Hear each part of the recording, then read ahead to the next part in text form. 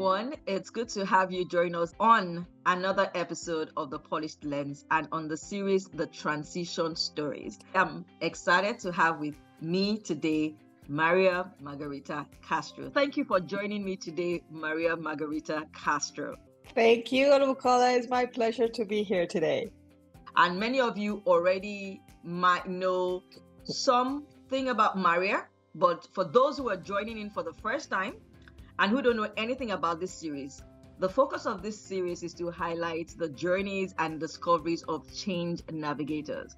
And today's episode is one that I'm quite excited about, as others, of course, and I can't wait to hear Maria's story. But for those of you that might be meeting her for the first time, here's just a snippet on who Maria is. Maria Margarita Castro is a dynamic executive and executive MBA graduate from Holt International Business School, known for driving transformative growth across multinational organizations. With over 20 years of leadership in strategic planning, operations, and international consulting, she has consistently delivered high-impact results in competitive markets. As country head at Nissan Colombia, she achieved a 17.4% growth rate, boosted revenue by 33%, and led a 53% expansion of the senior team. Previously, she had founded Blue Horizon, facilitating the successful launch of foreign startups in Colombia. Her work at Sodexo Latam included managing a $53 million portfolio, pioneering Colombia's entry into the oil and gas sector and delivering more than $150 million in sales. Fluent in English and Spanish with intermediate Portuguese, Maria brings a global mindset, strong financial acumen, and a passion for innovation, team building, and inclusive leadership. She holds degrees in strategic marketing from CESA and economics from the Universidad de los Andes and certifications in digital transformation from MIT Sloan. Wow, Maria, that was just some amazing profile we read there. So here's where we're going to start today, Maria. We like to go a little softly into the stories because we know that, the stories that people basically have over the years are things that, they've built with time. And so we're going to go softly into your story before we get to the hardcore of some of the things that caused you to be strong, focused, and resilient all through your change. But here's what I would like to start with. I know that you're a corporate person, and I know that corporate people usually have it very challenging finding times for holidays, but I know that you could have squeezed moments for holidays with your family, all right? So what's your preferred vacation style? If you had the opportunity of a holiday today, what's the preferred style?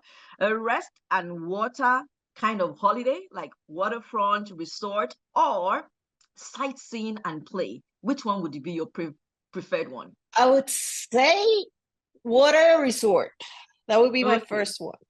Yeah, I love to go to the beach. I need it's like the way that I recharge from a year or from a situation or anything. The sea for me, it's something extraordinary. Wow. Is there any city with a lovely beach front or beach sides that you could recommend for those who have not even had the opportunity before? Well, I live in Colombia, and here in Colombia we have an island that is amazing that is called San Andres. That if you can go, please do it. It's called the Island of the Seven Colors because when you're arriving, you see seven colors when you get near the beach. And the beach is white and it's really beautiful. And we also have Santa Marta, the Tayrona. Here in Colombia, we have a lot of places that you can come. Wow. Now that already makes me feel like adding another city to my to-go-to list. Please do so. He will definitely be one to explore. Okay. So thank you for sharing that personal part with us. And if you had to give us a title for your transition, because I know that we've chatted a little bit before to this recording, and this time together, what title would you give the transition you've had so far? I would say evolution. That would be my title. And why evolution? Because I always felt that life and what I was learning took me slowly to the next step. but fast in a way to escalate in the corporate world. So I would say evolution would be the best title. Wow, wow, interesting. Something really fascinating you said there was that whatever it is you were going through was kind of preparing you, was stepping you into the next step. And it's a strong one for me, because I feel like even for me sometimes, especially when things start getting challenging in the face, it's not something that comes top of mind for me, that this is preparing you for the next place. Because I think a lot of people need to be mindful about that. We just want to deal with whatever we're dealing with at the moment. We're not thinking, do you know this is actually preparing you for the next place? Do you know this is preparing you for the next level? So for anyone who is having that challenging moment in a season of their life right now, you need to take what Maria just dropped with us and just realize that that challenge or that phase is preparing you for the next, because where you are now is not the end of your journey. So good, so good. Exactly. We're already getting into some juicy parts. Okay, let's hear the story. Starting from when you graduated, your first industry. We want to hear your story. What made you choose that industry? What made you choose that job? And how was each change you went through that got you to where you are today? We would like to hear from you. Well, to be honest, that industry wasn't like I picked it up so much. I recently graduated, and my brother's girlfriend was in HR in a bank here in Colombia, and she told me, "Why don't you come and work in this bank?" And I said, "Okay." And when I went there, I was supposed to go to investment banking. I was going to that. But when the president of the company that interviewed everybody that came to the bank interviewed me, he said, "No, not investment banking, you're going to marketing." And that was how I started in marketing and sales, and my life went that way. Wow. So Wow. in a sort of way, I don't know, and not to put it like in a religious or something like that, like the new universe showed me the road. It was like more like that. And I was grateful because it has been 20 something years in this side of the corporate world, and has been amazing. So when you left the bank, what was your next industry, and what was that like for you? Insurance. I went from banking to insurance, and it was a recruiter that called me and asked me if I was interested in going to the insurance. So I went to a big insurance company here, and I went in like the assistant of the commercial vice president. And then I finished as a manager of massive marketing in insurance. That's how I finished in that. And then I went to an insurance agency, but it's a big one. So in here we call it corredor de seguros. So also I was there, but in the other side, like the ones that look for like more B2C. The insurance companies were more B2B. I was now in B2C. Okay. So it was another experience. It's very different. And after that, I took some years because I got married and I had my kids. Wow. And I decided to stop and being a full mom for a couple of years. Wow. So it was a different decision because I was going up in the scale of the corporate world. And then I said, okay, I'll stop and be a mom. And I was very happy to be a full-time mom for a few years. And then a friend of mine came back with her husband, and he was the president of a service company. And she asked me if I wanted to come back to the corporate world. So I said yes. And I went back and be a sales manager in that company, and I was there for 8 years. Mm. And I finished as a regional vice president, a commercial vice president. So when I went out of that company, and so I changed for the third time of a different market, and then a friend called me and said there is an American company, a technology company that wants to open the doors in Colombia, and they want to know if you could help them open the company. So this is my last experience, and it has been like a mix of corporate but also of entrepreneurial, because I had to learn to open a new company in a new market, and it was a startup.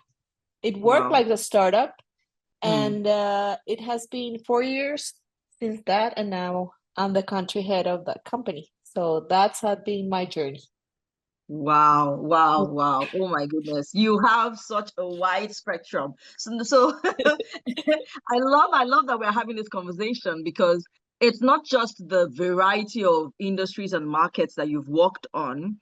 It's also the fact that you made the choice to stay at home. And I really like that part, because it resonates with me. For some people who might know my story, the work that I do today actually started because I also kind of rediscovered and reowned my life, being a stay-home mom. I mean, it was a decision I had also made, but for a long time I wasn't, as I didn't feel as great about that choice.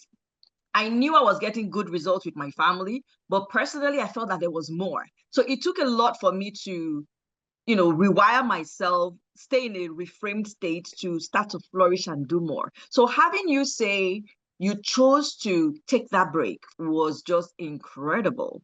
I mean, when you look back though, what would you say about those 4 years? Now that you're here and your kids are grown, I know you're planning a graduation in a few weeks. How do you feel when you look back at those years you just took the break for? It was a bit longer. It was 6 years, almost 7.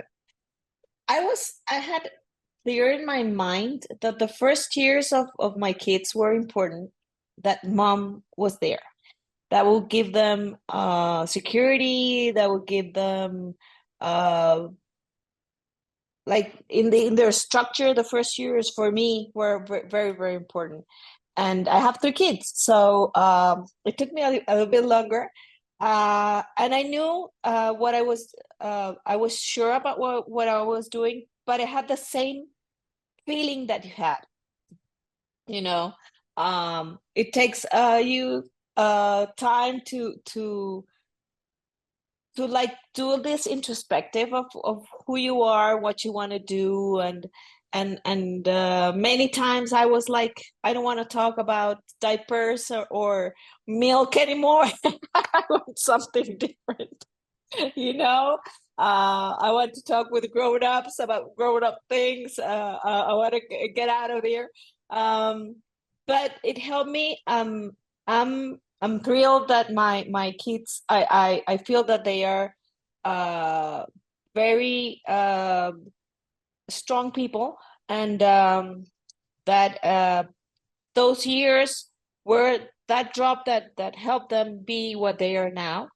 And well, my second child is graduating from the university, so in the US, and it's a big step. But I also knew that I needed something for me. And when my friend, when her husband told me that if I wanted to come back, I was like desperate. I was like, yes, please, I need a change. So every step has like a light side and a dark side, and you have to learn how to work both sides, and because both sides teach you, the good and the bad teach you. And I think that is how I was always looking to do that change. And in my case, your heart always tell you when to change. Many times you feel you like you're working somewhere and you're saying like, what am I doing here?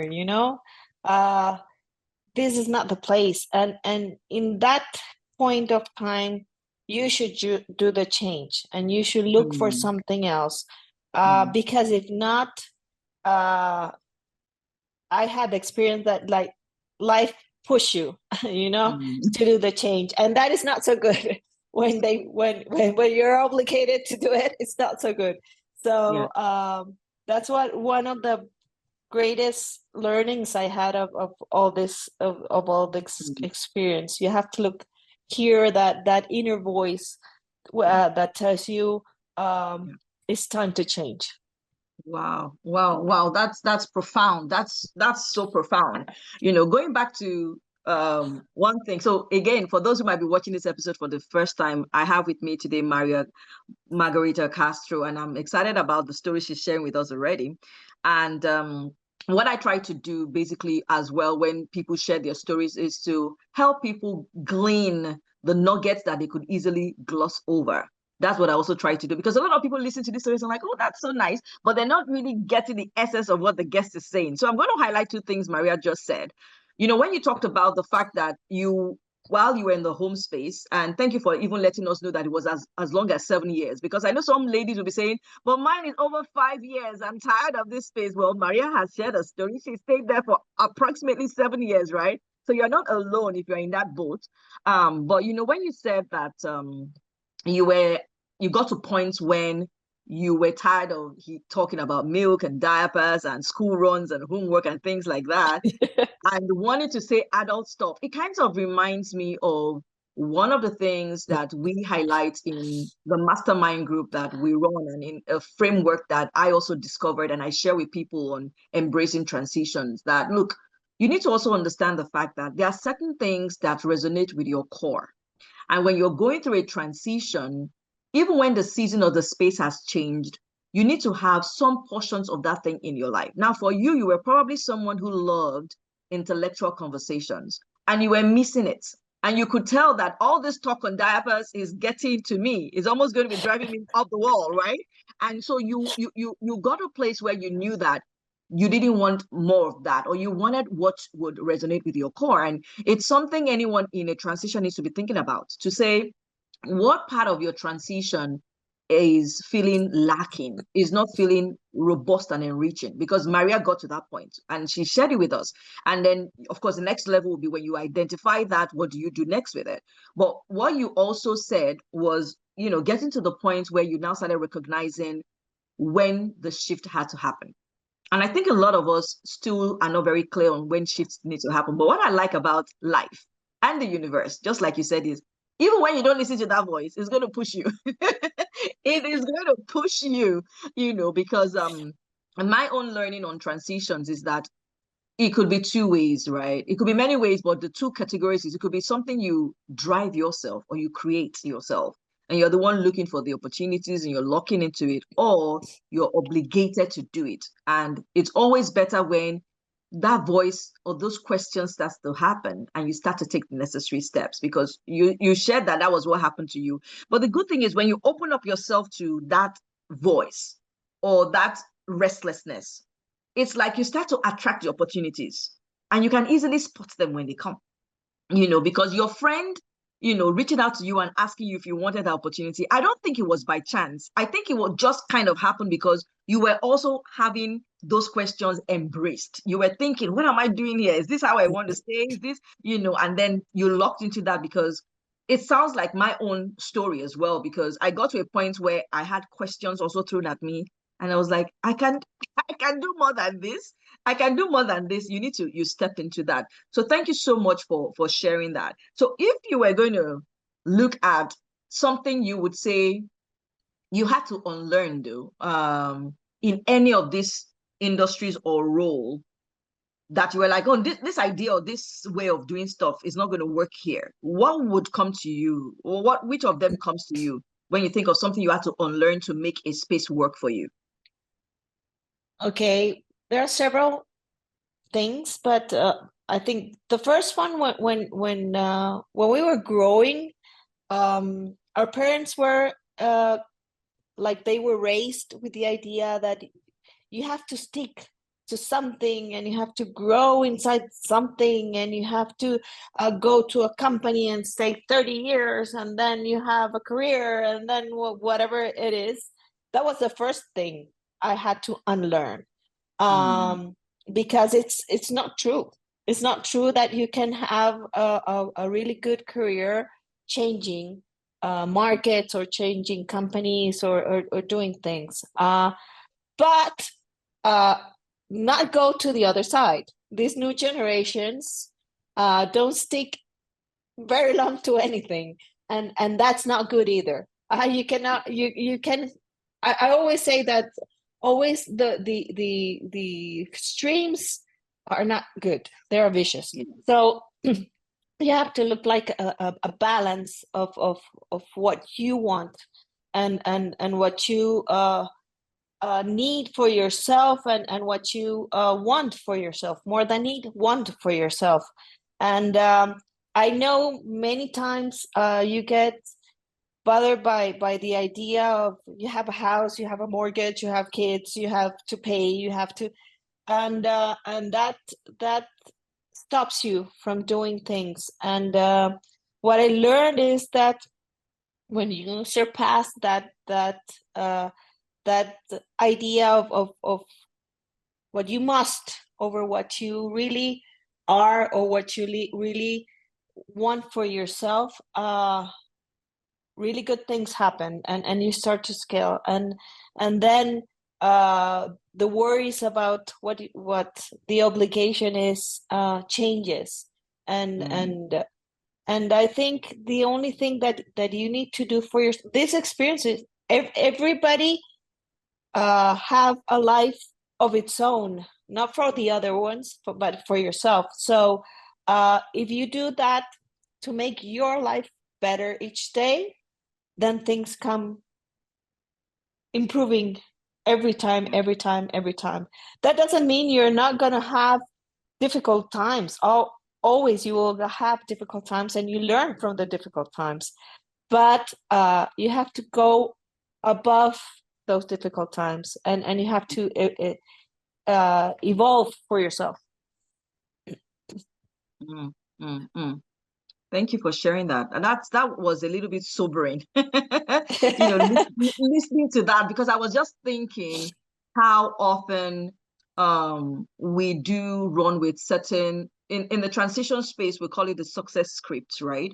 We run with certain success scripts that we were raised with.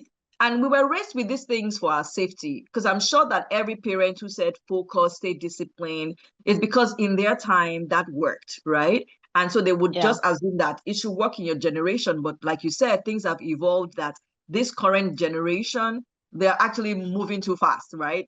And they're not consolidating properly, but having that balance. But thank you for making us see that, because again, and going back to how we work this in the transition space, is helping people to quickly identify that through sessions, that look, this is a success script I'm working with that is holding me back.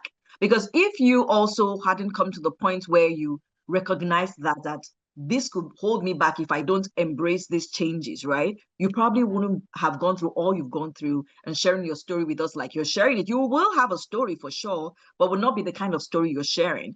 And just a challenge for everyone to start to think into what success scripts have helped you, but what success scripts have helped you up to a point that need to change. Because you said something interesting. You said there were things that we should do, but now it's not really what will work for you. You need to just embrace what the new is bringing into your space. Thank you for bringing that to our attention.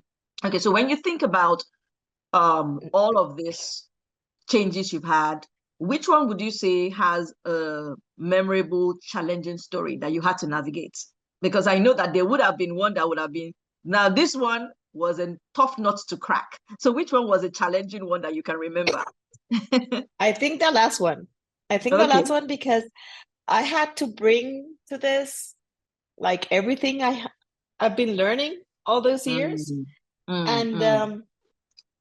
First, starting a business from zero, even though it's a multinational company, opening a new market and opening a new company and hiring people from zero, For a couple of months, like I say to everybody, I was the legal representative, but I was also the one that had to pour the coffee inside the mug because I had to do everything, and learning those skills of entrepreneurship and startups and technology that moves so fast.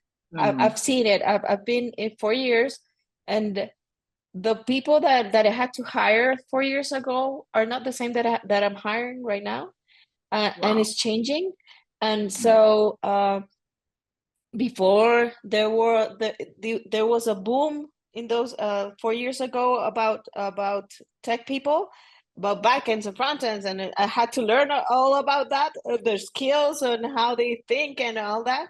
And now you're looking about AI and about how it's changing the world, and if we're gonna go and finish as Terminator with those those robots attacking the human beings, and all those stories that you hear around, and you see how it's evolving in such short time. So and being able to adapt to those changes and to change your mindset very quickly, because if not, you stay behind, and when you're at certain age, you're saying like, I'm gonna be able to do this because if you see in your 20s and your 30s, you're more open to everything. But when you're in your 50s, it changes, no? And you're trying to adapt to these new generations and new mindsets and everything evolving so fast, and you're trying to continue helping this company to grow. And it hasn't been easy because all these changes you have to do will obviously impact and impact the market, impact the way you make decisions, impact a lot of things. So I think this last experience has been take all around you and put it in a bag and see what helps you. And that is why you and me met doing the MBA in your 50s. So I was like, okay, let's do things and never stop learning. I think that is the most important. Never stop learning. Thank you for that emphasis. I feel that was exactly what I got from what you were saying, because I think the world is changing much faster than it used to years back. And if you're not running as fast with learning, you're likely to be left behind, But I really want to give it to you as well for taking this opportunity that you took on your last change to go into something new, because I also have been in both corporate and entrepreneurial spaces, and I can tell you that it's a different ball game. When you talked about you're the person who is doing this and the one who is also pouring the coffee, I'm like, I understand what you're talking about, because yes, you have the title of CEO, but you're doing multitude of things, right? Exactly. You're doing a multitude of things, but just having that focus there. Thank you for encouraging us, because I feel like some people have it really challenging thinking about starting something like that, and especially at the level that you started. And I'm happy that they can see that someone has navigated this and it is possible. Thank you for sharing that's part of your story as well with us. Is there any peculiar takeaway though that you would say you had that was different in each industry that maybe someone who is considering any of them might be thinking about? So with banking, was there a peculiar takeaway that you were like, this is peculiar to banking and insurance, or this is peculiar to tech, this is peculiar to being an entrepreneur, or even this is peculiar to being staying at home?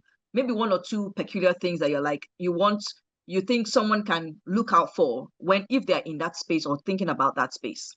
The first one that I already mentioned is open to learning. I think in each one, I was always open to learn a new thing. Banking and insurance is a more traditional market, but you have to learn how to navigate inside this traditional market that you have. Being a mom, you don't have like I always say, kids doesn't come with the book of how to do if they cry, do this, or no, you have to.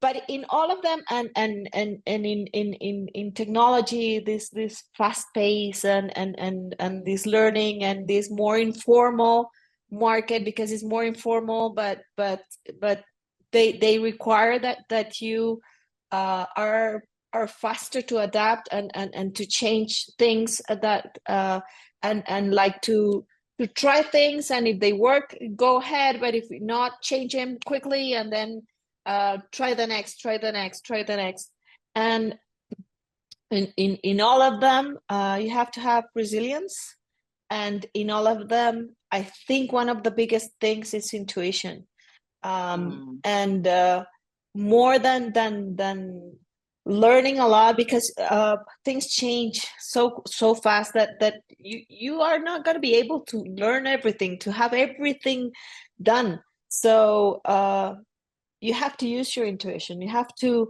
hear that inner voice that says, this is the way, and trust it, and don't be afraid, and take that leap of faith all the time, because if you don't, you're going to stay behind. Wow. Thank you for bringing the intuition bit on that, because yes, you'd earlier talked about learning quickly and resilience through your own stories, but it is true that I think sometimes we will have some kind of knowing and leading beyond the logic, right? And depending on you, like, I believe you're a person of faith. I'm also a person of faith. So for people of faith, they would already say, okay, I know I can just talk to God about this and then I have direction. But whichever way, you need to have that sense of knowing that is beyond the logic, that needs to be working in your favor, right? Exactly. As you navigate those changes. So thank you for highlighting that as something that could really be helpful. So still staying on this concept of what can be helpful, and you look back, are there resources or tools that you used or you've discovered now that, oh, if you had this, then this could have helped you to navigate this? Maybe support or resources that you think helped you, or you heard from other people in your space that helped them, that you're like, if you had this, it probably would have made this clearer or faster or smoother for you. Well, a lot. when I started working, you didn't have so many resources. There was not this open globally knowledge, and you do know. I think now things like the CRMs that you can use, it doesn't matter which one you use, but they give you like the information. I'm a true believer that data is such a power that you have, and so many people don't use it. They have a lot of information, they have a lot of data, but at the end of the day, they don't use it. And if they could use 10% of the information they have, they could make better decisions. They could do things easier. I believe that it's not the time that you work. People think that because they work 12, 16 hours, they are better workers. No, I don't think so. I think it's the other way around. I think if you use things better, and you make your life easier, you can be a better worker, and you need less time, and you could use more time for yourself. So I think that the main thing is you have a lot of resources around you. Use them. Learn to use them. And because we didn't have it 30 years ago, we didn't have it. It was like the local thing and doing things, and if your boss said do this, you did it, and that was it. Now you have all the information. You can challenge the things. You can say, I don't agree. I think this is hear different opinions, respect each other. I think it's a very important thing to work in a respectful environment, and if you listen more than talking, if you listen you will be a better worker and a better person. Wow. Wow. Thank you. Thank you for that. It is comforting to know that we have more tools and resources today than years back. I'm not sure I would prefer to have lived years back. I think I like the life we have right now, and Yeah, that we can use AI to, up our work. But what you said about data is also quite interesting, because I had another guest who did talk about how, data has helped them to shape the choices they made in their business and all of that. And so it's good to know that in your work, the tools you have, the data you get, the information you get, it's not just having it there, it's how you use it that can enhance what you do. So thank you for highlighting that for us. I'm wondering as well that for you personally, when you think about your role as a leader, were there also things you tapped into as a leader, a manager of people, that also helped you to kind of stay focused and grounded as you went through the changes? Were there things that people could also think about and explore? Yeah, I think one important thing is never to lose your empathy for others. Many times the work, like the getting the results, lose like a sight of the human part. So I think you have to always have that piece of empathy, and that makes you look at the one that is beside you and help you understand where is he at and what does he need and how can I help him. Because I think one of the most important things of a leader is not to say that, oh, I'm great, I'm in the top and I'm the best one here. It's more like, how can I help you to get better, to grow? And then I will be a better leader. And then the results will give. And that part, sometimes you lose it. You focus so much on the day-to-day work that you lose that part. And I think that is the main thing here, to grow as human beings, more than to have to sell or to have an EBITDA or whatever it is that you have to do every day at work. So in that way, if my team is better, I will be better. Wow. The highlight on people is really quite deep for me. It's deep for me because, we are having this conversation, we're getting to your personal story. And sometimes it takes actually sitting with someone to really understand the kind of empathy that person deserves in that space. I'm sure you would also have had teammates, like you talked about, respectful space where you were having conversations that enhanced that for you. Probably you had senior colleagues as well, like you talked about, people pulling you, people calling you, I know you can do this. And even when I think back to the interview you had where the person said, no, you're not doing investment banking, you're going into marketing. The person must have seen something in you, and it kind of makes me feel really encouraged when I think about some of the tools we use to support those going through transitions, where they rediscover what they're strong in, because sometimes people don't even know these things. You're working with them and you also want to make sure you're helping them put their best foot forward.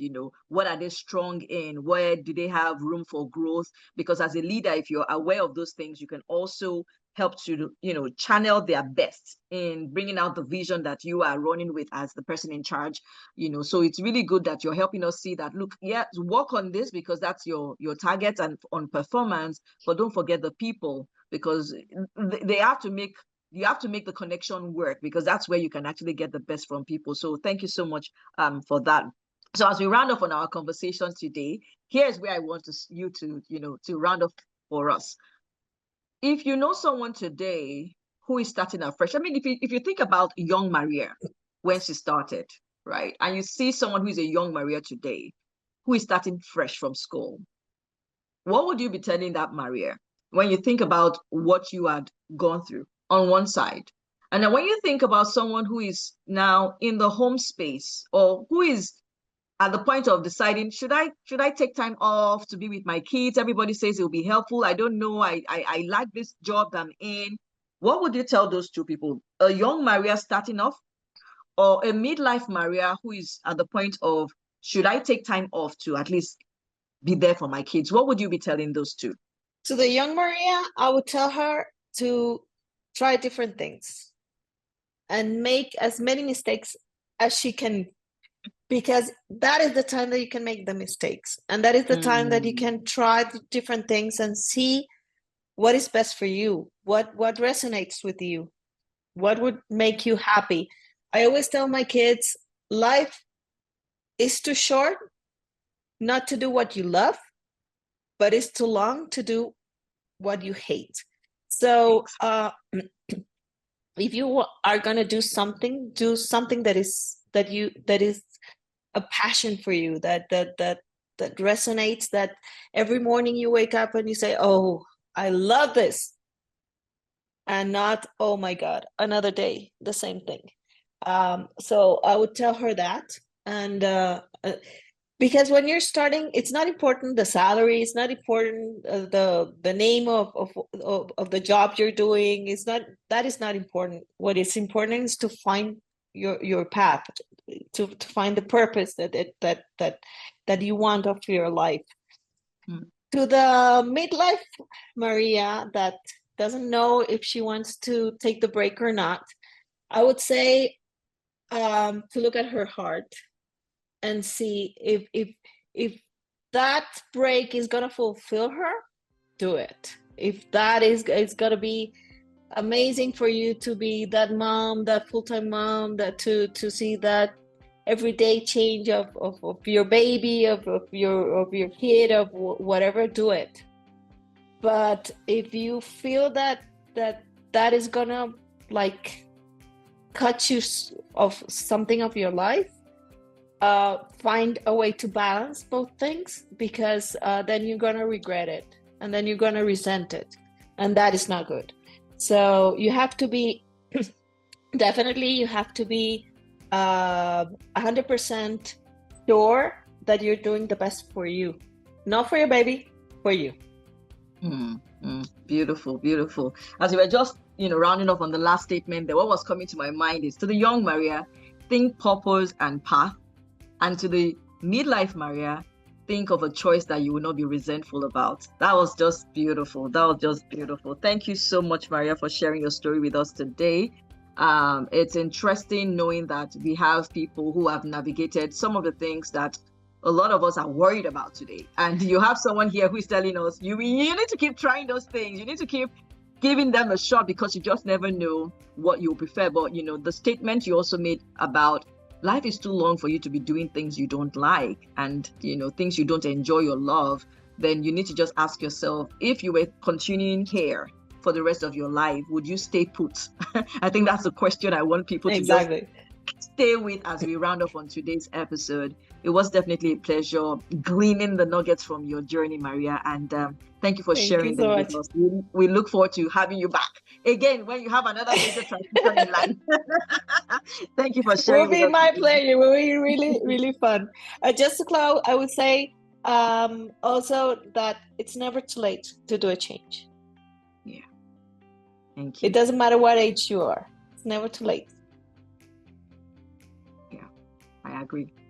And on that note, it's not too late. Maria just told us that. Everyone, hold that as you leave this episode. It's not too late. And on that note, we want to say thank you to everyone who has joined us on today's episode of the series, The Transition Stories with Maria Margarita Castro. We hope you will stay tuned for other series and other episodes in this series. God bless you. Bye-bye.